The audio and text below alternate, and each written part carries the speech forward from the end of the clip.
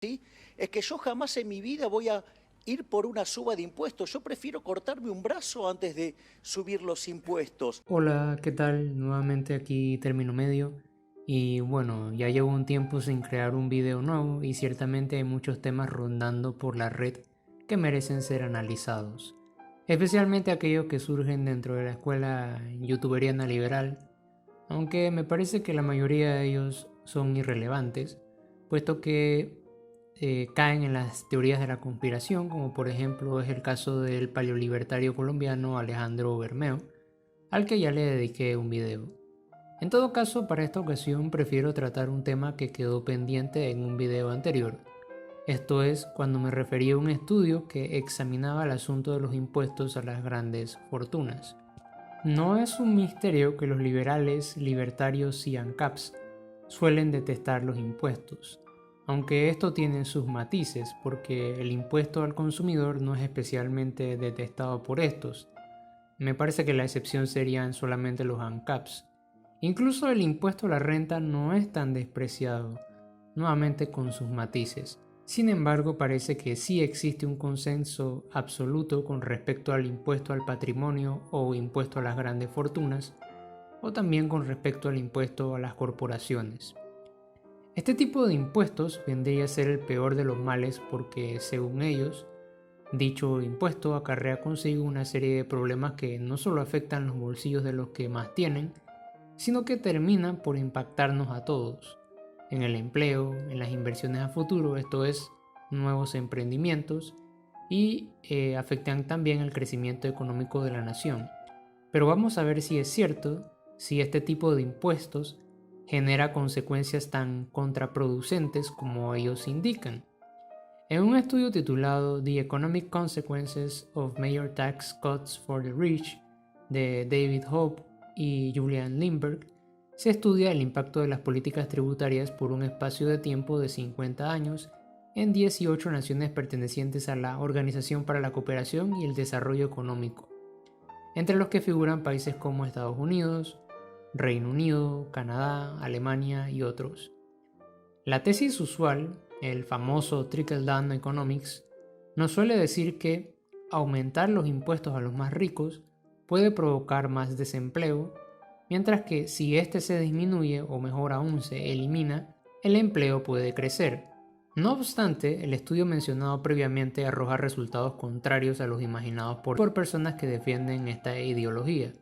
Así pues, de acuerdo a los resultados de este estudio, se nos indica que la disminución de los impuestos al 1% no afecta considerablemente el empleo. En otras palabras, las tasas de desempleo no se ven afectadas por las reducciones de impuestos a los que más tienen. De hecho, ni siquiera el desempeño económico se ve notablemente modificado. Así pues, nos indica el estudio lo siguiente. Descubrimos que los importantes recortes de impuestos para los ricos aumentan la desigualdad de ingresos, medida por el 1% superior de la renta nacional antes de la reducción tributaria. La magnitud del efecto es sustancial. En promedio, cada recorte fiscal importante da como resultado un aumento de 0,8 puntos porcentuales en la parte superior del 1% del ingreso nacional antes de la reducción tributaria. El efecto se mantiene tanto a corto como a medio plazo. Dirigiendo nuestra atención al desempeño económico, no encontramos efectos significativos tras los importantes recortes de impuestos para los ricos. Más específicamente, las trayectorias del PIB real per cápita y la tasa de desempleo no se ven afectadas por reducciones significativas en los impuestos a los ricos tanto a corto como a mediano plazo. Otro estudio titulado Tax Structure and Economic Growth de John Lee y Roger H. Gordon tampoco encuentra evidencia conclusiva de que un impuesto elevado sobre los más ricos afecte significativamente el crecimiento económico, aunque parece que tampoco lo descarta. Pero como dato relevante, este estudio arroja un resultado bastante interesante, pues se nos indica que la tasa impositiva corporativa está asociada con un aumento en los ingresos del impuesto sobre la renta de las personas físicas, lo que proporciona evidencia de que las personas reportan más ingresos por sueldos y salarios cuando la tasa impositiva corporativa es más alta. Lo anterior podría entenderse que un aumento del impuesto corporativo termina por beneficiar positivamente los ingresos de las personas físicas individuales, esto es, de la clase asalariada. Otro estudio titulado Optimal Labor Income Taxation de Thomas Piketty y Emmanuel Saez también encuentra resultados similares en cuanto a las reformas tributarias, no encontrando un vínculo sólido entre las políticas tributarias, casi siempre dirigidas a la reducción de estos a los que más tienen, y la oferta laboral o la creación de nuevos emprendimientos. Así pues, este estudio nos indica lo siguiente. Hasta donde sabemos, ninguno de los estudios empíricos de reforma tributaria hasta la fecha ha mostrado grandes respuestas debido a cambios en el comportamiento económico real, como la oferta laboral o la creación de empresas. A ello añade que las grandes respuestas de evasión fiscal obtenidas producto de dichas reformas son siempre las consecuencias de sistemas fiscales mal diseñados que ofrecen oportunidades de arbitraje u oportunidades de ajuste de los ingresos en anticipación o justo después de las reformas fiscales. Esto último es en respuesta a otro argumento utilizado por los liberales, los cuales indican que un aumento en los impuestos a las grandes fortunas provocaría efectos como la evasión de impuestos y la aparición de paraísos fiscales. Sin embargo, según el estudio antes mencionado, ambos efectos se producen no por el aumento del impuesto per se, sino que más bien por los vacíos legales que brinda dicha legislación. Es decir, el problema no está en aumentar los impuestos o reducirlos, sino en que las regulaciones sean sólidas y no permitan la existencia de estos vacíos legales que promueven este tipo de prácticas evasoras. Este último estudio señala además la falta de evidencia empírica con respecto a la movilidad internacional, es decir, la idea de que las personas físicas, individuos, se ven afectados por las políticas tributarias. No obstante, toda la evidencia anterior no parece sugerir que la solución a nuestros problemas se encuentra en un mero aumento de los impuestos a los que más tienen. O al menos eso es lo que entiendo, porque no soy un economista y las fórmulas presentadas en este estudio no son traducibles en su totalidad para mí.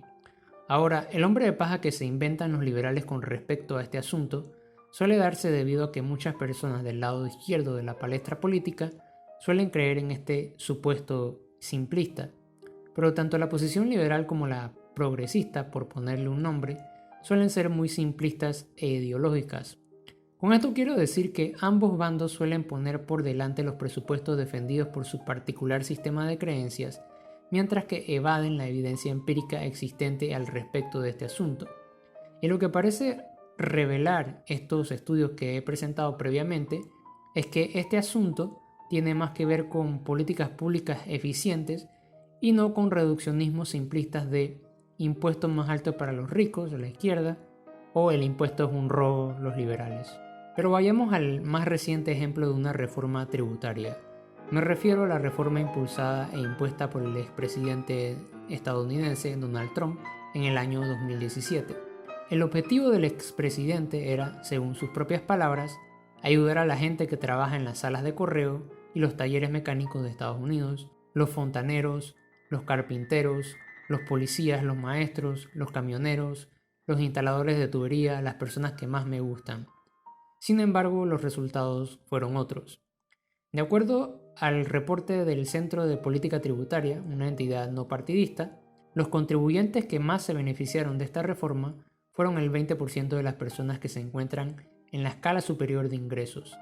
En concreto, el estudio establece que para el 2018, los contribuyentes en el quintil inferior, aquellos con ingresos inferiores a los $25,000, verían un recorte de impuestos promedios de $60 o el 0.4% de los ingresos después de la reducción en los impuestos. Por otro lado, los contribuyentes en el quintil de ingresos medios, aquellos con ingresos entre aproximadamente $49,000 y $86,000, recibirían un recorte de impuestos promedio de aproximadamente $900 o 1.6%. Seguidamente, los contribuyentes en el quintil de ingresos más altos, aquellos con ingresos entre aproximadamente $300,000 y un poco más de $700,000, se beneficiarían más como parte de los ingresos después de esta reducción de impuestos, con un recorte de aproximadamente $13,500 o 4.1%. Y finalmente, los contribuyentes en el 1% superior de la distribución de ingresos, aquellos con ingresos superiores a los $733,000, recibirían un recorte promedio de $51,000 o 3.4%. Esta cifra del 1% se incrementaría además para el 2025 en una disminución de $61.000 es decir, en recortes de impuestos, mientras que en el quintil más bajo apenas si tendría un aumento de su reducción tributaria de $10, es decir, pasa de los 60 a los $70. El reporte también señala que no todos los contribuyentes se benefician de esta reducción de la misma forma, mientras que en el quintil más bajo, solo poco más del 50% de los contribuyentes se verían beneficiados por esta reforma. En el quintil más alto, el 1%, más del 90% de los integrantes de este 1% se verá beneficiado por dicha reforma. Pero, ¿cuál ha sido el impacto de esta reforma en cuanto a los empleos?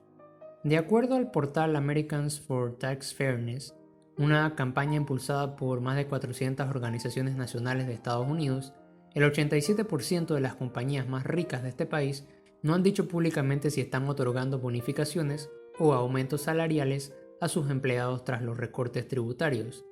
En esta lista se encuentran ExxonMobil, General Motors, Amazon, Ford, IBM, Microsoft, Boeing, etc.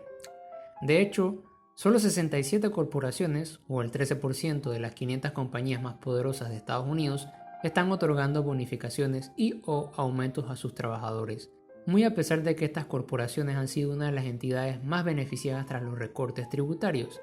Además, este portal señala que los gastos se están destinando más bien a la compra de acciones, para los que se han destinado más de $9.000 millones, mientras que no se ha destinado tanto dinero al aumento de los salarios o incluso a la contratación de nuevos empleos.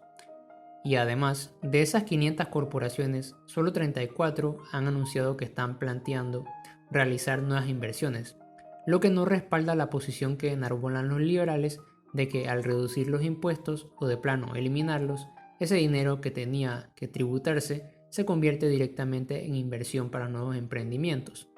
Más bien pasa lo contrario. Como dije anteriormente, la mayoría de este dinero se termina invirtiendo en la compra de acciones en Wall Street. Esta es la razón por la cual esos presupuestos que enuncian los liberales solo pueden existir en el terreno de la imaginación, puesto que la evidencia empírica suele contradecirlos o de paso negarlos. Lo anterior demuestra que los temores que exponen los liberales suelen ser infundados. El único que parece tener una cierta solidez es el problema de la evasión fiscal.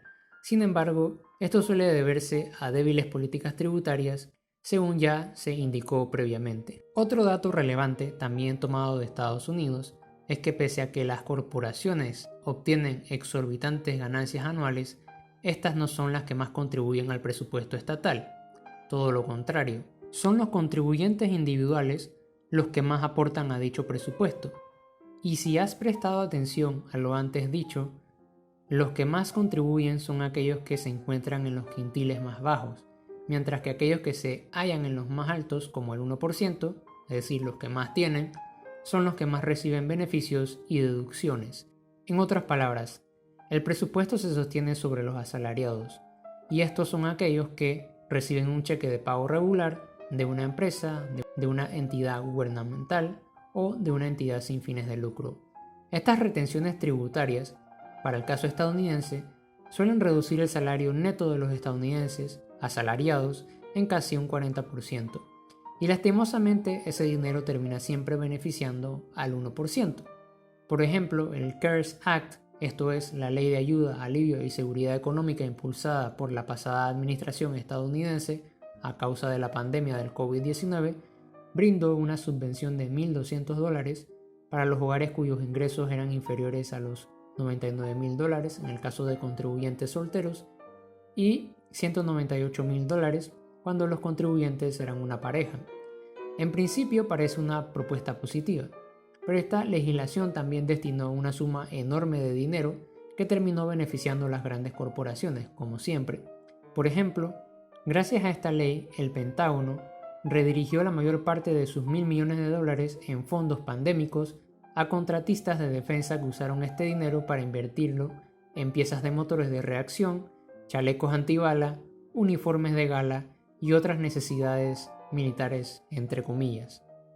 ¿Por qué un dinero que debía utilizarse para responder al coronavirus terminó siendo utilizado para obtener más suministros militares? especialmente en un momento en el que ni siquiera tenía sentido incrementar dichos suministros, porque la principal amenaza no era un complot islámico terrorista, sino una enfermedad que hasta la fecha ha matado a miles de individuos por todo el mundo.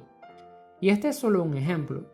Si ustedes buscan por su cuenta, seguro van a encontrar cómo el presupuesto nacional de Estados Unidos, el dinero de todos los estadounidenses, especialmente de los que más pagan, el asalariado, fue utilizado para el beneficio del 1% y de las corporaciones más poderosas del país.